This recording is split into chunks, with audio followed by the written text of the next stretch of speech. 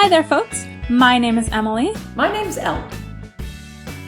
And I don't like tomatoes.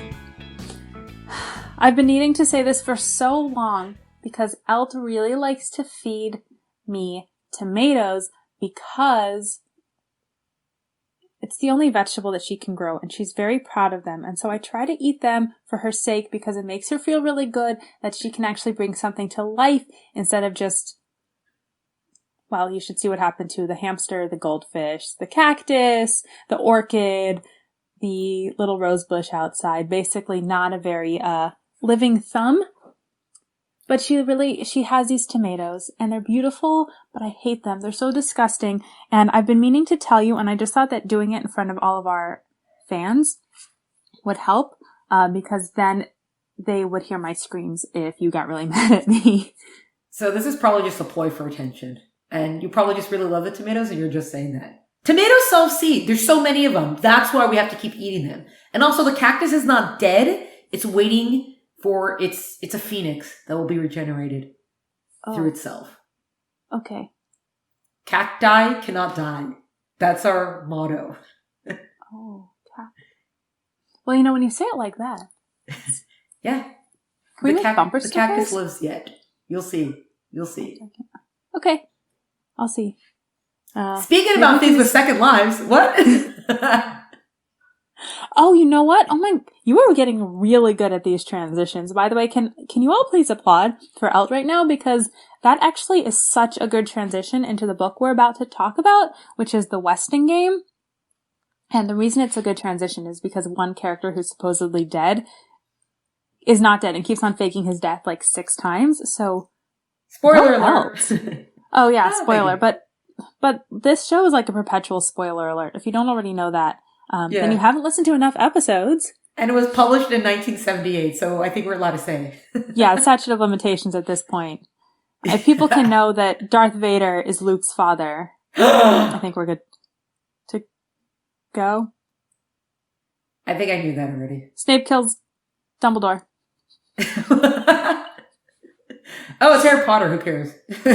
You can't spoil Harry Potter for me if I don't like it to begin with, so... Oh, that's true. The Titanic sinks. Okay, that one. That was harsh. Sorry. That was harsh. Anyway, so the Westing game is by Ellen Raskin. It was published in 1978. The basic synopsis is that there are 16 strangers who get caught up in this game devised by a dead man to win his inheritance and catch his killer. So it's a murder mystery for tweens, supposedly, though I'm not really sure that that's the right age group. And not because it's inappropriate, just because, and we've talked about this before, I don't think, neither of us thinks that kid books need to be, you don't need to talk down to kids you don't have to be Captain Underpants. You can be well written and be for kids, but there's just something about this book that's odd, and I don't know. Though maybe in 1978, maybe tweens then, but I don't know. Yeah, it's just kind of weird. It seems like she's talking to adults in it. It does not seem like she's talking to kids or like older teenagers. It doesn't. It's true. It does not feel like. Yeah, and this is also one of those books that every 5 years someone decides they're going to do an adaptation of it to film, and it's like never panned out. So I think I saw an article recently that they were going to do, but who knows? Who knows? Who knows what will be? It'll be fun. Though I think they'd ruin it today because, like, there's a few things in the book that sort of are like the 70s version of woke because there's a black female judge, which was obviously a big deal for the time. There's some Asian characters who the white lady, I mean, she's annoying to everyone, but she kind of, uses the wrong term, but it's not really the focus. But I feel like if they adapted it now, all of those things would be tenfold. Yeah. And that's not the purpose. Anyway, so just getting into our ratings. So violence is a 2, language is a 0, and romance is 1.5. Yeah, kind of. Yeah. There's not really a lot of romance, but one of the girls is getting married and it's talked about all the time. She's a fiance, she's engaged, blah, blah, blah. And then one of the girls or one of the guys has a crush on her. She has a crush on one of the guys. Turtle has a crush on Doug or something like that. Okay. So it's there.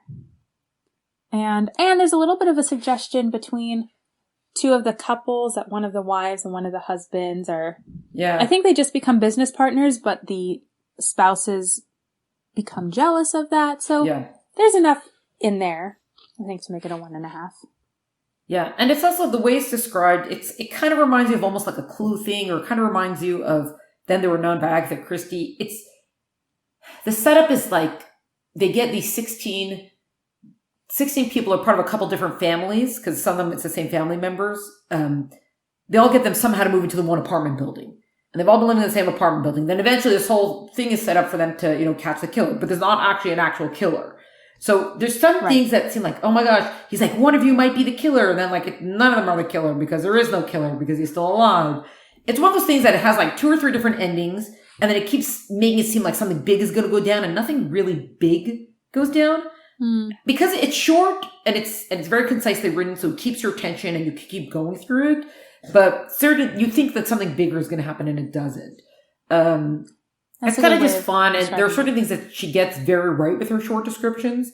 So for example, he dies, then you have the one mom who's convinced that she's like the direct descendant from him, or that she's related to him somehow. So it's like, what's your occupation? So she writes that she's the heiress because she's going to get the millions of dollars. Right. And that very much describes the mom. That's totally her type, or the way it describes the different people like that. So that's very well done. But at the same time, because it's so concise, we don't really know the people. We do and we don't know them at the same time. You could kind of envision them. I mean, there's something interesting. You have the one sister who's engaged to be married to this doctor, and you could tell, it seems she likes him, but it doesn't seem like she's necessarily ready to marry him. I mean, eventually she goes back to medical school. She goes to medical school, I think, and becomes a doctor also, but it's nice that she does end up marrying him anyway. It was just I wasn't ready to marry you, but it's all I'm never going to get married, and I will not be a housewife. So he kind of does that, but it's so much of it, here's massive spoiler, that Turtle's the one who ends up solving everything, but we don't really, why is Turtle going to be the one to solve everything? There's not really, it really bothered me. Yeah, I don't know that anybody else was necessarily primed to solve everything, but the way Turtle figures different things out, it's well, why did you figure that out? It didn't fit. Yeah. There's something about it that didn't, we didn't see her as being the kind of person who would have figured it out.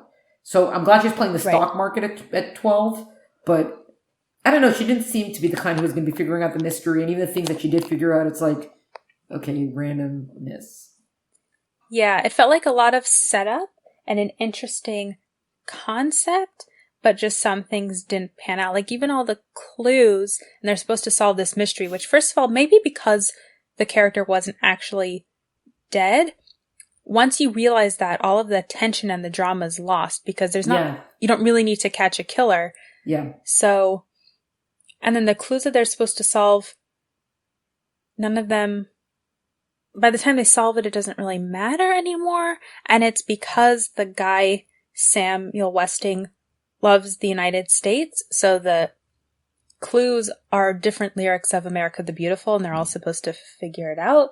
But it wasn't really clear why. Yeah. Right? It's one of those books that if you just sit down to read it, and you can read it in one sitting, and you just read it and you're done and you walk away, you'll have a fine feeling about it. But if you actually stop to start thinking about it, you're wait a second. That part didn't really go. And I don't know if that really, I'm not necessarily satisfied with this part. It definitely left me feeling too much about it, then satisfied. You can enjoy it. And most of the stuff, our ratings are good for it. It's just kind of, it's been in print for so many years. Right. It's probably considered an American classic or whatever, but it's, yeah. It just sort of missed on a few things. Yeah. It just is didn't nice that she gives everybody an together. epilogue, though. She tells us what happens with each of the characters, and you kind of see them getting sort of what they want. That the restaurant guy goes back to inventing stuff. Mm-hmm. The heiress becomes the restaurant runs all the yeah. So that was interesting stuff. That was But also because it's so short, there's not. Yeah, there were each character at the beginning. It's sort of intimated, all these characters say they're one thing, but they're actually something else. So it sets up, that there's going to be this. And you do find out that Turtle's dad is a bookie or something like that. Oh, yeah, that's kind of funny, yeah. But there's a feeling that there's going to be more of these little secrets that come out, but none of them really do. And then the woman who's, I don't know, it's just, you almost learn a lot about people. And then there are just all these gaps, which, if filled in, just would have made it more satisfying. Yeah, I think that's, Because also, when you find out when the dad's a bookie, it's just funny, but it's not like, wow, we found out the secret. It doesn't feel like that. It's just like, right. That's funny. Like, right. It doesn't really have anything to do with the story. Yeah. Language, though, was a 0. So great.